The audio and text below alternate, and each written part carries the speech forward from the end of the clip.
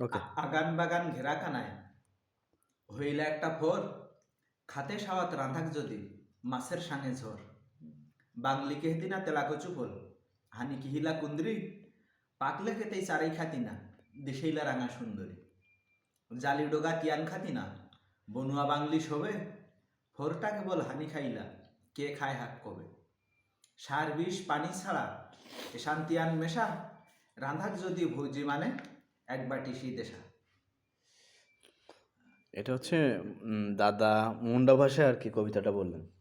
আপনি এটার কি বাংলা ভাষায় যদি একটুটা অনুবাদ করে আমাদের আর কি বোঝাতেন। এটা হচ্ছে মুন্ডা সুন্দরবন কুলো এই তীরবর্তী একটা সম্প্রদায়, আদিবাসী সম্প্রদায়, যারা আসলে এই বহু আগে থেকেই এই অঞ্চলে বসবাস করে আসছে। আর জনপদ তৈরি হওয়ার পর থেকে বা তাদের হাত দিয়ে এই জনপদের সৃষ্টি বলা যায়। আচ্ছা, এই ভাষাটা এখন হারিয়ে যাচ্ছে এবং আমরা এই যে কবিতাটা শুনলাম এর বাংলাটাই শুনবো এবার। এর বাংলা কি আমি ব্যাখ্যা করে বলবো নাকি কবিতার আকারে বলবো? এটা আমি আক্ষরিক কবিতাও আছে, আমি আপনি আপনার যেটা সুবিধা হয় আর কি, আপনি আচ্ছা আপনার নিজের মতো করে আর কি এটা আমাদের বোঝাই দিলে হচ্ছে যে এটা বলে। আচ্ছা, এর কবিতাটার অর্থ হচ্ছে এরকম। কবিতাটা আমাদের গ্রাম অঞ্চলে সাধারণত একটা ফল পাওয়া যায়, যেটাকে আমরা বলি হচ্ছে কুন্দ্রি ফল, বা বাঙালিরা বলে তেলাকুচু ফল। তেলাকুচু তেলাকুচু ফল। সবুজ হয়, ফল হয় ছোট ছোট। হ্যাঁ, ওই ওই ফলটা কিন্তু আমরা খাই। বিশেষ করে আমরা বাঙালি সম্প্রদায়কে দেখি না যে ওগুলো খাই কিনা, তবে খাই হচ্ছে খাই। খায়, অনেকে তরকারি খায় না, রান্না করে। হ্যাঁ, ভালো লাগে।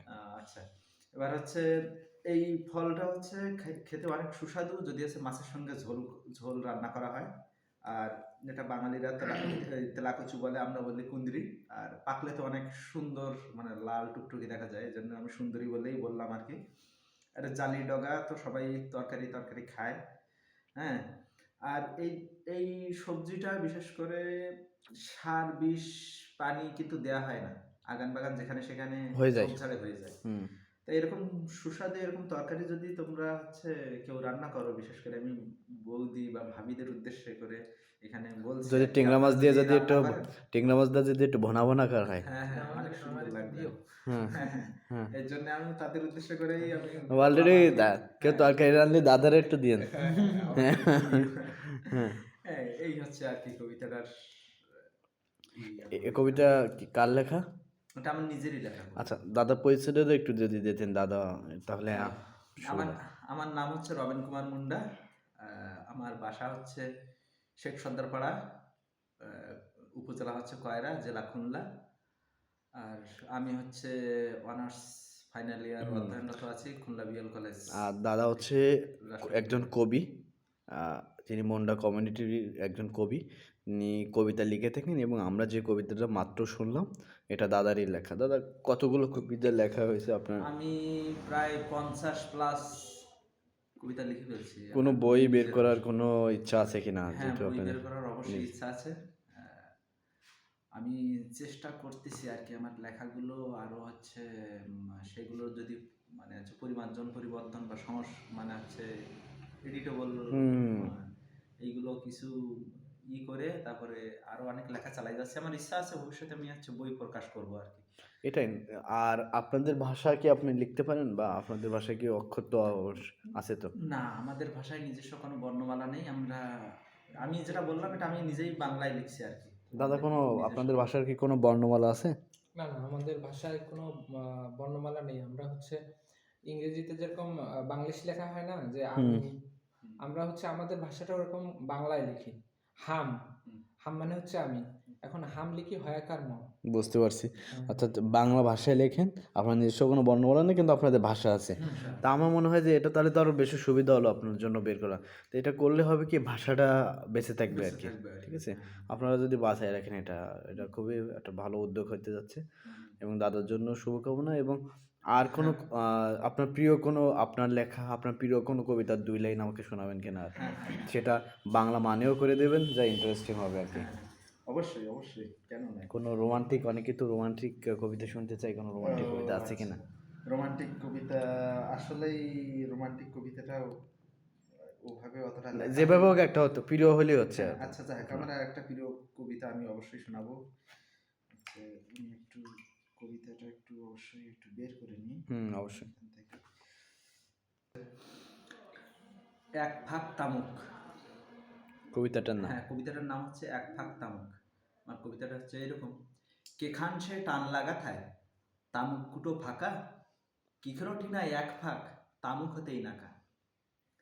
কাজেক আঘে কাজেক পাছে, কাবা কাজেক মাঝে, তামুক লাগলা সাঁঝ বিহান, আমার প্রতি সাঁঝে।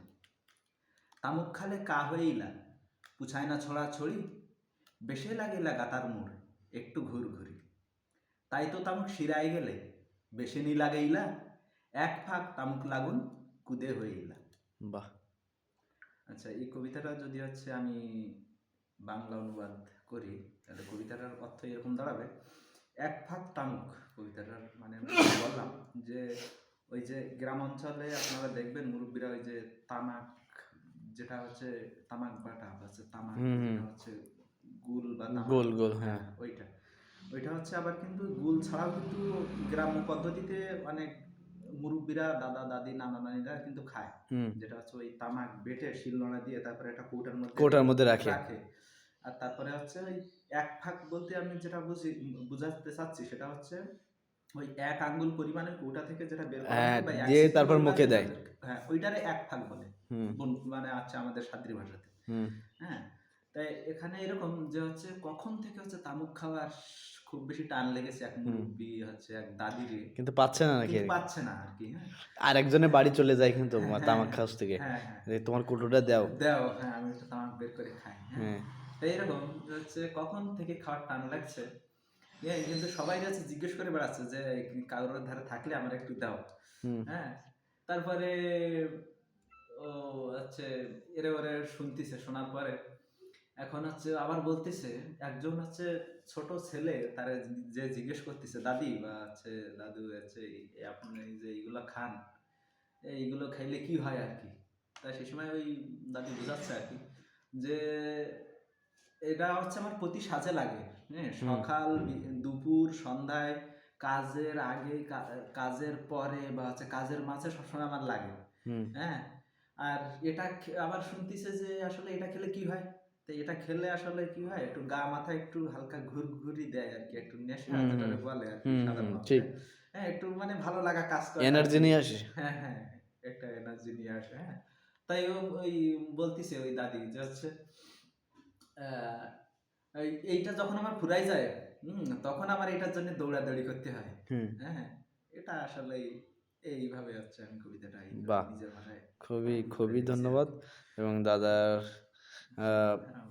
দাদা প্রতিভা আরও বিকাশ হোক এবং ছড়িয়ে যাক আপনাদের এই স্থানীয় ভাষার কবিতা।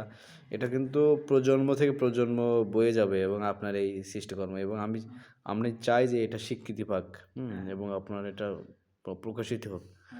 ভাইকে অনেক ধন্যবাদ, কৃতজ্ঞতা প্রকাশ করছি। আসলে আমার লেখা হয় কিন্তু অনেকেই জানে না, আমার প্রচার প্রচারণাটা অবশ্যই একটু কম, এর জন্য অনেকে জানে না। তবে যাই হোক ভাই, আমরা চাই যে সামনের বইমেলা আপনার বই আমরা পড়বো আর কি। আমাদের এই যে একদম আপনি জানেন না হয়তো আপনি কি কি সৃষ্টি করতেছেন প্রতিনিয়ত, এটা যারা অনেক দূরে বসে আছে আমরা বুঝি যে একদম আপনি রুট লেভেলের সাধারণ মানুষের কথা আপনার কবিতার মধ্যে ফুটে তুলছেন। একদম সাধারণ মানুষের জীবনযাত্রা, তাদের প্রয়োজন, নিত্য প্রয়োজন, এটাকে আপনি নিজে ফিল করে তুলে ধরছেন। এটা নিঃসন্দেহ আপনি অনেক সাহিত্যের যে শাখায় গেছেন অনেক গভীরে চলে গেছেন। তো এটা নিয়ে আপনার হয়তো আপনি না থাকলেও এটা নিয়ে আপনার কবিতাগুলো নিয়ে কাজ হবে, অনেকে আওড়াবে। তো অনেক ধন্যবাদ, আপনার মঙ্গল কামনা করি। ভাইকে অনেক ধন্যবাদ, আর অবশ্যই দোয়া আশীর্বাদ রাখবেন, অবশ্যই, কিছু করতে পারি। অবশ্যই। ধন্যবাদ।